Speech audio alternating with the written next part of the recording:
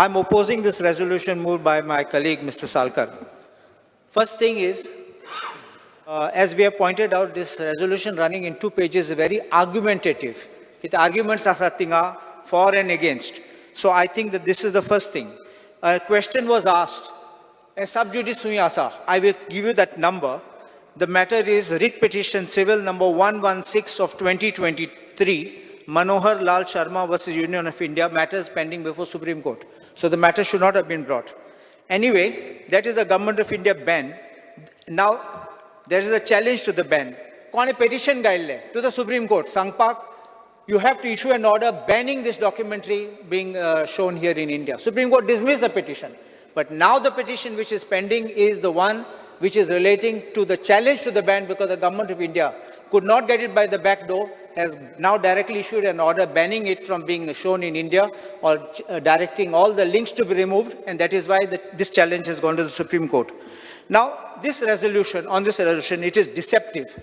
And as Mr. Salkar said, I have not named any person there, I'm not named. But please look at page 3 of ours, which is second page. The words used are, in this context of these incidents in Gujarat, there has been a deliberate and malified attempt to discredit the popularity of the then Chief Minister and the present Prime Minister of India. That means this resolution can be for no other person than Mr. Modi.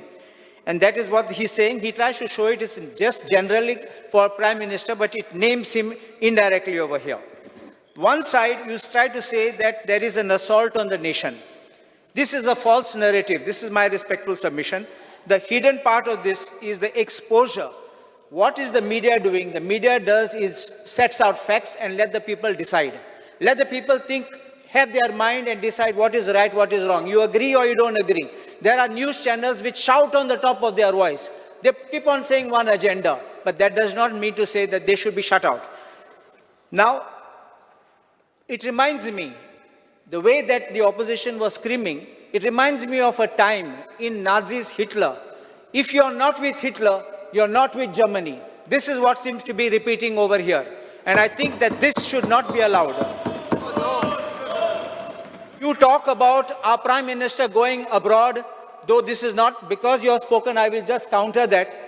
We are going to get business. The business is they are selling things to us. What are we selling to the foreign nations? I don't see anything which is coming for us. And then, do you remember what was Modi's tweet in 2013? I'll just read the words for you. 8 April 2013. Till there was DD, that is Doordarshan, Akashwani, what did common people discuss? We heard it on BBC. There was no faith in DD Akashwani. This is what he said then when he was in opposition. And today when he's under attack, the same BBC he's attacking. No individual is greater than the nation. We must not forget this. The other side of this now is this resolution, if you pass it, it's an assault on democracy. Because democracy includes the press. And the freedom of the press is being suppressed if we are allowing such kind of things to come out. Why do you get scared? Is it in your culture that you don't want dissent? Is it in your culture you don't like people speaking against you or speaking? Our High Court, Delhi High Court has said, society's outrage is no justification to suppress free speech. Dissent in democracy is vital. This was our Chief Justice Dipankar Datta, now is in Supreme Court. And in as late as 5th April 2023, the Supreme Court in Madhyaman Broadcasting 2023 live law, Supreme Court 269, I'll read the words of the Supreme Court. An independent press is vital for the robust functioning of a democratic republic.